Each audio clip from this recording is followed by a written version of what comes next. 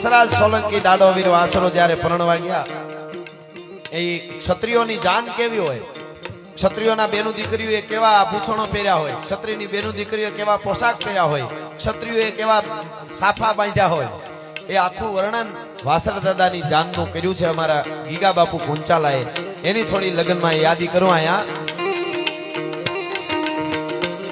લારા જાનૈયા હજારા લઈ હાલો પ્રાણ વાને લાડો રાણો હસ મારા થાય ચોખારા રાજન કને ચોક તારા નંદ તારા હેમ છડી વાળા હાલે નગારા પપાળો ભૂલા ઉતર્યા નરન રાજ રંબા તાણા ટોળા કીતડા ટકોળા રાજે રંગ ચોળા પટોળામાં સોપે ગળી નારી કને હેહી લોળા રંગ ચોળા પામ ગજા ગતી હાલે રૂપ ચોળા અંગ ચોળા સીધા